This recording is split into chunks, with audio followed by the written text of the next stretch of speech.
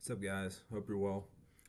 Today we're just gonna be looking at the program that I'm running right now, and kind of what my goals are for it, how it's been going, some changes I'd like to make, and then as we look at that, you kind of see some of the lessons that you can learn from the mistakes that I make, and as I was putting this together, I kind of realized that there's some things I want to change, and going forward, there's some things just because of my schedule that I'm gonna have to change.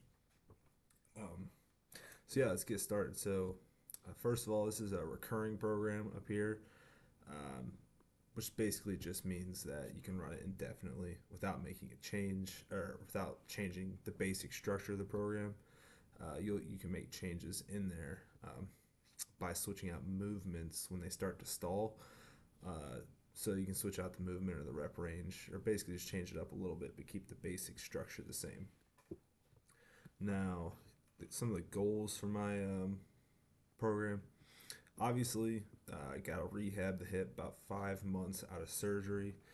Um, I had, if you're not familiar, I had a torn labrum and pretty bad cartilage damage in the hip joint. So they did a lot in there. They basically went in there, shaved down the impingement on both the femur and the acetabulum, put down, cleaned up all the other stuff, put down some fresh cartilage, and then they sewed it back together and yada yada yada. Basically, it was a lot.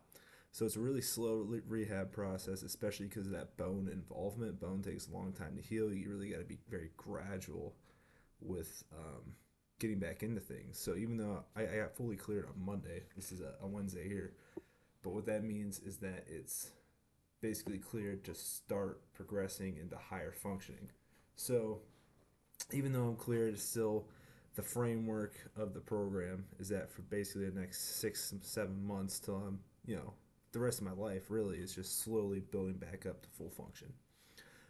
So you're gonna see I'm trying to choose variations that are less stressful on the joint. Higher repetitions, slower movements. Going through a full range of motion. So that's kind of the framework. That's the overarching theme of the program there. Following along that same thing, trying to introduce some more dynamic movement here, running, jumping, plyometrics, things like that. I played football for a while, and then in the period going forward into my surgery, I wasn't doing any running, any jumping, just because of the torn labrum. I wanted to limit the amount of damage that I was accruing before my surgery. So getting back into that and paired with lifting, you kind of want to ease into this stuff as well because there's a lot going on. So keeping that in mind. And then I love strongman, so I'm trying to introduce some movements there as well. We got right now I got some clean and press. Well, I haven't done the clean and press yet, but stone lift as well.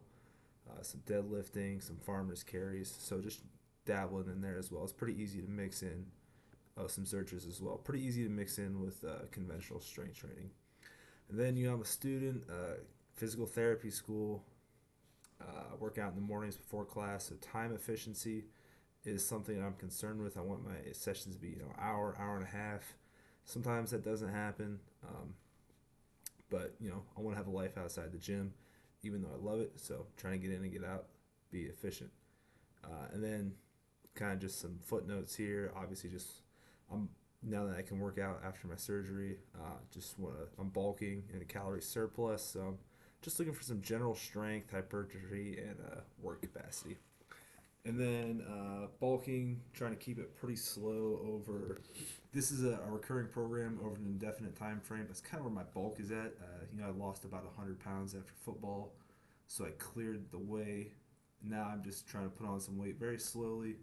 A pound or two a month. So I'm in a moderate surplus somewhere around like 500 calories, I'd say 400, 500 calories. It evens out to about 3,500 calories a day. Um, and I'm not going to talk about nutrition any more than that today, but that's how that works out. Now, getting into the actual program here, we're on version 2. This is kind of what I've been working on here. 7 day split, but they're not all true working days. 2 days in there are kind of floater days where I can just do like some light cardio. But got 4 main lifting days, a fifth arm day. So Monday is going to be your upper chest, Tuesday is going to be your lower quad focus. Usually ends up being a squat. Got the arms, which is either on Wednesday or Saturday. I'll talk about that in a second. Thursday is always going to be shoulder upper day. It's my favorite day of the week. And then we got day 5. Friday is going to be your lower deadlift, posterior chain focus day. Then, like I said, you got kind of a couple floaters in here where I'm doing physical therapy, some cardio, sauna, just whatever I feel like. That way I have a little flexibility, so I can have a life and do shit. So starting off on the upper day, just a little warm up. Usually ends up being like 5 or 10 minutes of biking or something like that, just enough to get warm. It's not actually we're not actually getting a real stimulus here.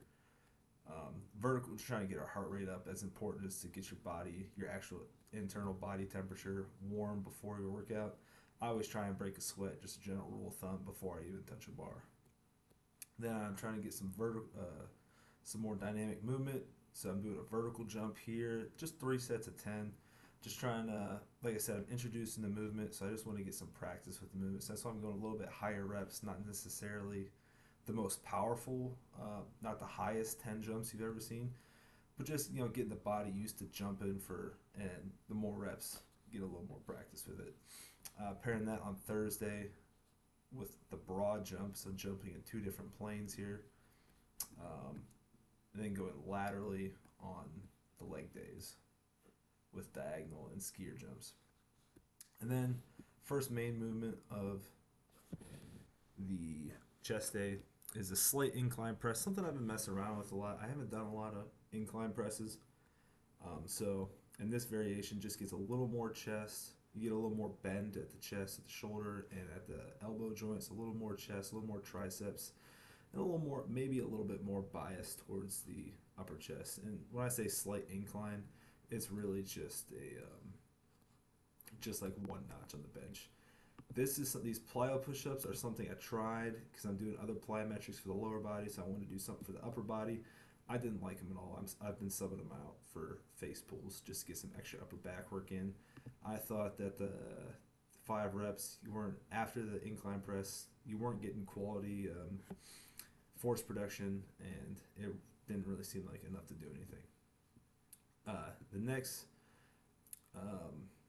The next movement we're doing is weighted wide grip pull-ups. Wide grip pull-ups is going to be probably one of the hardest variations you can do. Get a little more of the lats with leverage at the top. Obviously upper back as well, but because it's so difficult, it's going to transfer very well to all your other pull-ups, really any vertical pull especially. I'm not using a lot of weight on these, really just like 5 or 10 pounds I think, and just trying to get a little bit higher reps here as opposed to lower, like 5 or 6. The weight is more of a mental thing, just like, yeah, I'm weighting it up. And that's that. Superset with some dumbbell skull crushers. I like to go higher reps here just because it feels good for me. Dumbbell skull crushers has always been one of my favorite movements, and trying to keep the work capacity high with the higher reps. We got most of my stuff is higher reps right now just because I like higher reps a lot and feels good. But you can definitely, I've heard people doing push downs before skull crushers just for elbow health, generally speaking. So that's definitely something to try if you have problem with skull crushers. And I do like these more than the barbell or easy bar skull crushers, just because there's a little more freedom of range of motion. Feels better on my elbows and my shoulders. Third exercise, we're going to the preacher curls. And preacher curls supersetted with a chest variation. I've been doing dips here as well, but I put the preacher curls before the secondary chest movement. So I got my primary chest movement, then I got my secondary chest movement. I put the preacher curls before that because my arms, biceps, triceps are lagging a little bit, I feel like, in relation to my torso. So and preacher curl is one of the most targeted and easily loadable and progressible bicep movements. Feels pretty good for me too, and not really, bicep tears aren't really a concern if you're natural, and if you progress into them through the full range of motion, right? Don't cut out the bottom, but progress through that over a couple weeks. Feels really good, and it doesn't really affect, I found, my push-ups or my dips if I do the curls before them, so why not? Uh, Kind of the same thing we talked about the push-ups and dips in this slot here. Higher reps with just a little bit of weight, really just working on that work capacity. I like it a lot. Um, the rep range doesn't matter a lot. You'll see I have variable rep ranges throughout my program, just because that's what I like doing for that particular spot. But the rep ranges really don't matter too much as long as you're progressing close to failure. So my secondary back movement for the day is going to be barbell rows. I love them, classic, tried and true. Not much to say there. Superset with some French press. This one is new to me. You might have seen me doing it more recently. I've struggled with it before, just because it never felt comfortable. But I've done a closer grip now, and it feels a lot better. But the reason I have this here, right? So I got this, the tricep extensions and skull crushes. We're hitting the triceps from three different angles, right? Three different exercises. This one is kind of a mid range. The French press is overhead, where you're more lengthened, and the tricep extension is where you're going to be. The arm is going to be closest to extension. So just different leverage points for the triceps throughout the different movements. Hit them a little differently. Is good for one overuse and also trains you through all the ranges of motion. It's going to carry over to size and strength better. And I have the tricep extensions supersetted with machine crunches. Like I said, high reps feel really good for me here. Really just burn out, and that's kind of what this superset is here. It's just trying to burn out a little bit at the end. 30 is kind of just a ballpark. Just do a lot of reps, do them hard, and get what you need to do done. And you'll see kind of an overarching theme for not only this day but all my days is I have a primary and a secondary movement for both the agonist and the antagonist, and I superset them with an antagonist, a smaller antagonist movement. So like, uh, this is kind of the exception here, but I got my primary push, my primary pull, right, and then I got my secondary push and my secondary pull. Superset them with a smaller antagonist muscle, so the fatigue doesn't carry over to each exercise, so there's not a lot of interference there. And that works really well for me, I found, and that lets me get more work done in less time. Day two, kind of the same warm up routine, 5-10 minutes of the bike or some low impact. This day, I've also been doing some jump rope on single leg. So I'll do like 30 seconds on, 30 seconds off, and then I'll do 15 seconds each foot on those intervals for the jump rope. That feels like a really good way for me to personally get back into loading up with some plyometric movements, just because I haven't done that, and it feels good on my hip, feels good on my ankles. I think those are some weak spots for me. So it's been working, and we're working some lateral plyometrics here as well. This is part of my rehab program. I liked it, so I've made it part of basically my warm up. Just progressing distance here. Same thing, not the longest jumps, not the most explosive 15 jumps, but just getting that repetition, getting my body used to moving that way again. Now, this is kind of where the hip rehab comes into play. Squats, sets of 15 to 20. This is not fun, but what this is going to do is put more stress on on your muscles and really build up that fatigue without putting a lot of stress on the actual joint. I could have probably done something like a tempo here, a heavier tempo, and I will experiment with that in the future. But this has been feeling good for me here. No pain in the hip at all, so I'm progressing this slowly, just 5-10 pounds a week, maybe 20 here and there as it comes, but just going slow and steady, building up here with high reps. So that's where the hip starts to come into play. So primary agonist, secondary antagonist here. Good mornings. I've always been an RDL guy. Good mornings have felt weird, but I've been working at them for a few weeks, doing high bar, really focusing on going as deep as I can, and they're feeling better. Definitely hit the lower back more. I don't feel them quite as much in my hamstrings and glutes personally as an RDL, but they are definitely more challenging. And you can use lighter weight too on them, so less load on the hip. That's kind of why I've been looking at them as well. A little bit of lower rep range here. I find that I have to focus more on my form with good mornings, especially because with my hip, my hinge pattern is asymmetrical, and I'm kind of relearning it. So I'm doing Lower reps here, higher quality reps on the hinging, and it's feeling pretty good. Then superset with some calves just to help, just to throw them in there because they won't interfere. I like to do them on a leg press. I have barbell here. I tried it, wasn't the biggest fan. I like to do them on a leg press or a calf machine when I can. Then got my primary. My secondary is a unilateral quad movement here, quad and glute. I, I've been liking reverse lunges. I had Bulgarians in here. Those are great. Reverse lunges, I haven't done in a long time, and I really felt them in my glutes, and obviously my hips are something I'm trying to work on. So this is something I'm going to keep expanding on the reverse lunges. And then since you're in a rack doing a barbell movement, you're probably going to have access to a pull-up bar. So superset with some leg raises. I've also been liking, excuse me there, I've also been liking laying leg raises as opposed to hanging leg raises.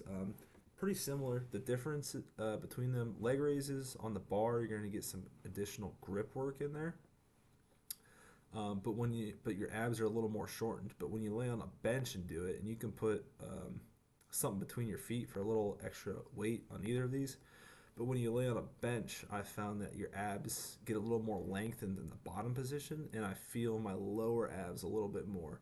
Now they're always going to be activated, but just that longer lever arm when you're laying down, I found I kind of prefer. So I've been doing these laying down. And just generally speaking, for your abs, if you want a six pack, get a leg raise and a crunch in there. That's why I have those. It's your basics. Then just finishing up with some leg extensions, hamstring curls, and some strongman movements here. Farmer's carry, 90 seconds is a long time. I do them with the fat grips too. But like I said, trying not to load up, trying to get more out of less weight, essentially. And so this is another example of this. And I found that the longer you hold on to it, the more your grip is going to be challenged. So give it a try. You might like it. Now this day 3 is either an off day or off day cardio day type thing, or an arm day. This week I made it an arm day just because I'm busy over the weekend. I don't love doing an arm day before a push day, but it's more of a bicep forearm focused day, so I'm not too worried about it. Do a little bit more cardio on these days, so you're actually doing 20 to 30 minutes instead of 10 to 20. So we're actually getting some sort of cardiovascular stimulus here. Usually I like, general rule of thumb is like 130 and 140 for 20 to 30 minutes. I do it on the bike. It's how I lost a lot of weight. Keep it simple, always works. A little bit of physical therapy if I feel like it. But today we start off with fat grip barbell curls. I like the fat grips on pretty much any arm movement in general. One, it gets a little extra forearm work in there, and who doesn't want that? Two, the extra tactile feedback, right, from more surface area, I find helps me connect with the movement a little bit more. So just try. I throw them on pretty much any curl I do, and sometimes some of the tricep movements I do. So give it a shot, see if you like it. It makes a difference for me, even if it's just a mental difference. A difference is a difference. And then I superset that with some finger curls. So I'll just set the bar down and use the same weight. Usually I get a little bit less on the finger curls. And with this, I'm letting the bar roll all the way into my hands, or all the way into my fingertips, and then curling it up into a full wrist curl. Get both the, if you want to get technical, both of the flexor digitorum, superficialis, and profundus. Get the full range of motion there. And then going into this is kind of a weird superset. I didn't love it, but got it done today. Generally, if I have something that doesn't have an exercise, I'll just take two unrelated exercises and mash them together. That way they don't interfere with each other. So incline curls and landmine twists. Working some spinal rotation here and abdominal rotation. With the twists, hit the abs from a different angle. Incline curls with the fat grip. Supinated, hit the biceps a little more. Then we're finishing off with some machine preacher curls. Single arm, we did bilateral on Monday. We're doing single arm here, a little lower rep range here, just because one, you gotta do both arms, so I don't want to do as many reps, and you can push a little harder on the machine as well. And then skull crushers again, because they're just my favorite tricep movement, and I can handle them. My elbows feel good, and we're also doing a little bit of a lighter or a heavier rep range here, so changing up the stimulus a little bit so you're not doing the exact same thing. And also, kind of the same thing we talked about the triceps, hit it from different angles, right? So we got it kind of a neutral angle right in front of you. Then we got the incline curls where it's more of a lengthened position, and then the single arm preacher curls where we're going from more of a shortened position. All of them have different benefits, but it's really about training the muscle through the full range of motion, and you get different resistance profiles in there as well. And just a forearm roller as you feel like it. Just go crazy on that thing. It's not the most. I don't love it. I have a love hate relationship with it. One, because it sucks to do, but it definitely is one of the most. It'll cause the most fatigue in your forearms, but I find it hard to like track your progress on it and progress it just because it is such a kind of weird movement. It's not very standardized, so it's hard to keep track of numbers and progress on that. So just throw it in as you feel like it. Um, Warm up again. Broad jumps here. Again, just jumping in different planes, right? So we did vertical, doing some broad jumps here. A little lower reps here. Just got to find I have to reset a little bit more with broad jumps, so it takes a little more time. And then we're working overhead press, higher reps. Again, because of the hip. Excuse me. Just limit the amount of weight that the body is loading axially. Not the biggest concern with overhead press because it's a lighter movement, but why not? Superset with some face pulls. Just feels really good on the shoulders. Great superset there. And then weighted chin-ups here. So I've been liking chin-ups a lot. Or pull-ups in general a lot. In this variation, the knee up is going to target the lats a little bit more. And if you can do an L-sit, more power to you. I can't, so I do this. But this is going to obviously hit the lower lats. And chin up, neutral grip, same thing. Just trying to hit the lats. Chin up if you want to get a little more bicep involvement. Feels really good. Again, probably using like 5 pounds, maybe 10 pounds here. Really focusing on form and keeping the knees up at the bottom to keep the tension on the lats.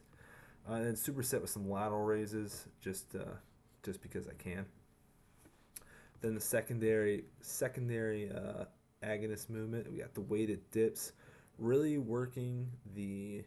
And this actually has ended up being like a 10 to 12 here, so a little heavier than the Monday secondary push, and really working the range of motion here. So with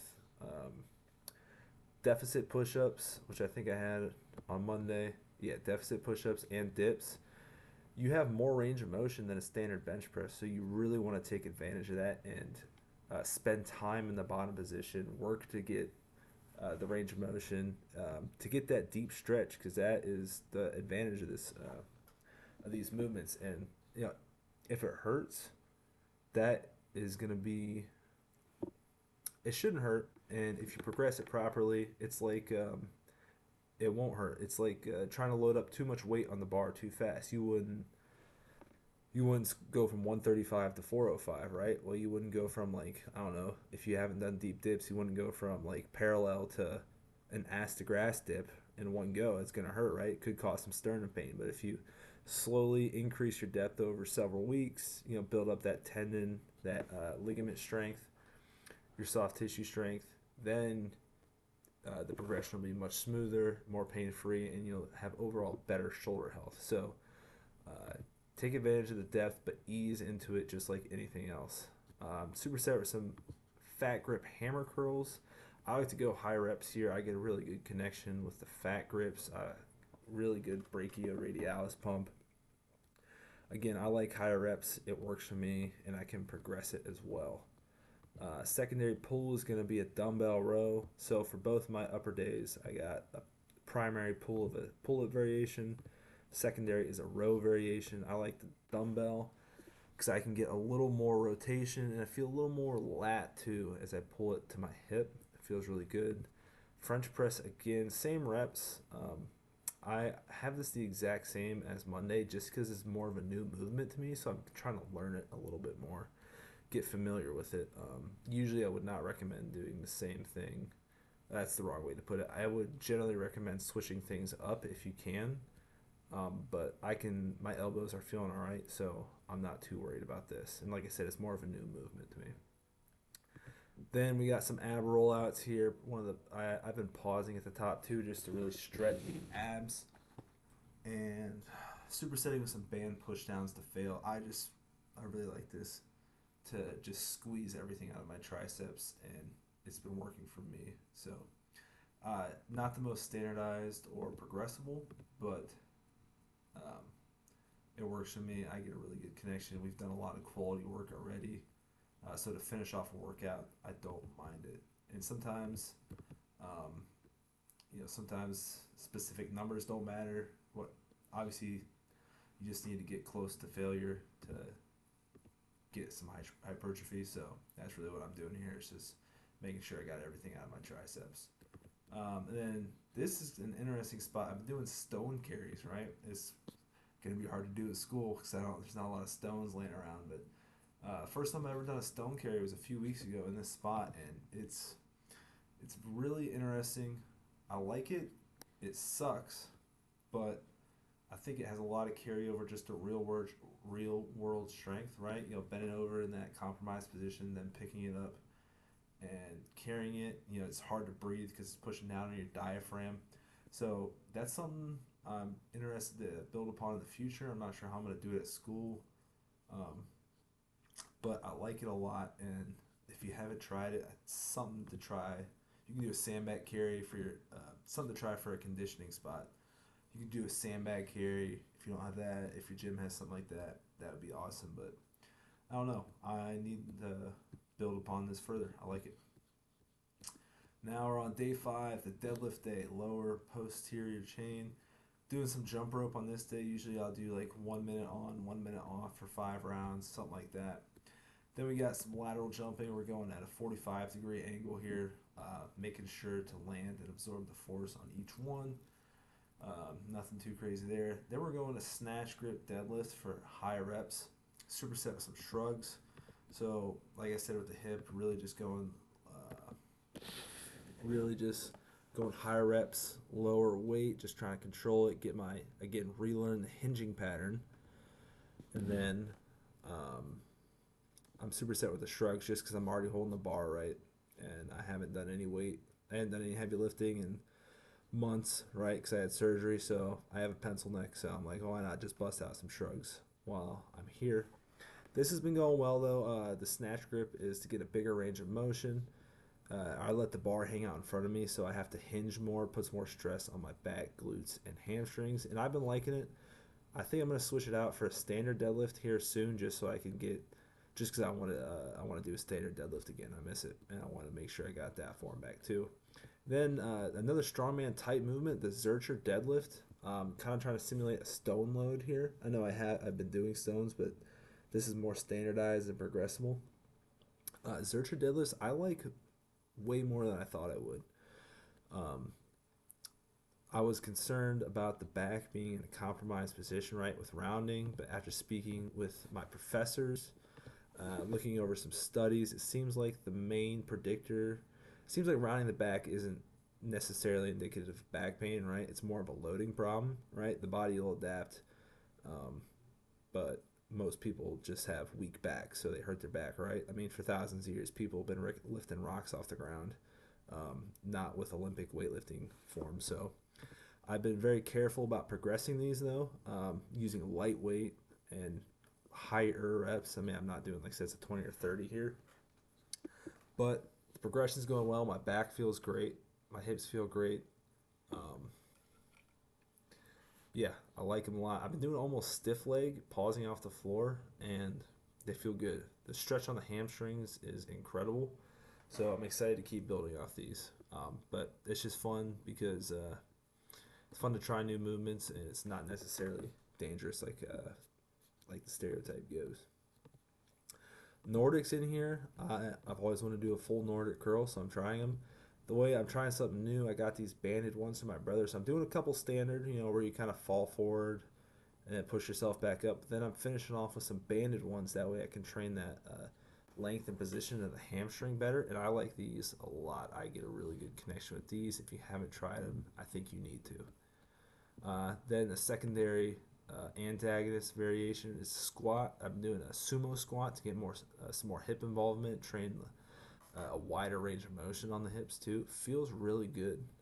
And then I've been supersetting with yoga ball, not a yoga ball, a prone hamstring curl here, right? So this is kind of the secondary hamstring curl of the day. The main one is going to be the seated hamstring curl, hitting the hamstring from two different variations. And I've been doing these on the laying. The prone one feels good. Um, Now these single leg hip thrusts, I've been doing single leg off a bench. Feel pretty good. It's just I've been doing them with a body weight, so it's difficult to progress them. Um, so that's the problem I have with them. Overall, I like them though. Good way to hit to bias the glutes more, which and they're often forgotten. So that's why I've been trying them. I need to find a better movement though. I don't love these. And then obviously the seated hamstring curls are going to hit the hamstrings from a more lengthened position. I do them with a band. Um, but if you have a machine, that's probably the best way. I like that. It's probably my favorite hamstring curl is a seated hamstring curl. Then I'll lean forward a little bit just to get some extra stretch on the hamstrings. Then some back extensions and calves, just because the whole posterior chain is already fatigued, right? So you get some more stimulus at a less weight here. Usually use like a 25 and just do some nice controlled reps here and throw in some single leg calf raises. No reps just because it really is pretty variable as to where I'm at with the fatigue there. Hit the calves a little differently from a double leg calf raise. Again, the same thing here is that I'm doing them with body weight, so it's kind of hard to standardize and progress.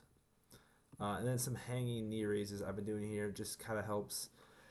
Not only is it good on the abs, get the lower abs, get the hip flexions involved, but just moving moving the lower back into flexion and extension after a deadlift day can get things moving in there, help clear out any fatigue or pain you have. It's not gonna solve it, but generally just the more you move, the better you're gonna feel, and especially with the back, right? It's not a lot of blood flow in bone and ligamentous tissue, so just moving it more. It's kind of like how Louis Simmons credited the reverse hyper with fixing his back, right? Move it into flexion and extension.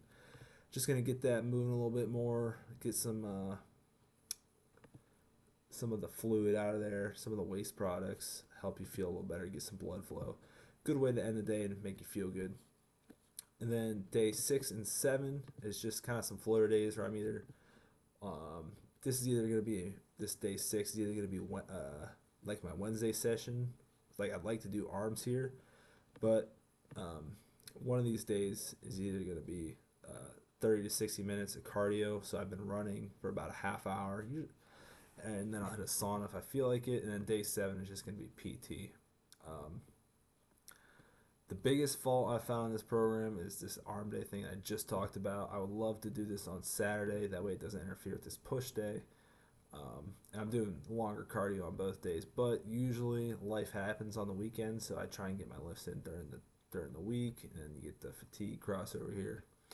It is what it is. But overall, I like this program. I don't love it, and I think one of the shortcomings, if you look at here, is I think I'm trying to do too much, too many things. Right? You can be a jack of all trades, but you can't be a master of any. I don't think it's the worst thing to be right now, building back in the rehab process, right? Because I do kind of just need to get back into everything. But I mean, it's like I want to rehab my hip. I want to run and jump fast. I want to do strongman. I want to do general strength, uh, hypertrophy work, and work capacity work. And I want to do it all in an hour a day. It's a lot going on. So I think this program needs some revision. And maybe the goals need some revision as well. But overall, I think it's all right. I'm gonna have to make some changes here, like I said, in the future. But that's about all I got. I hope you got something useful from this, and I hope you can take something away from this and use it in your own programming. And if you didn't, honestly, I'm sorry. I'll try better next time. But have a good day.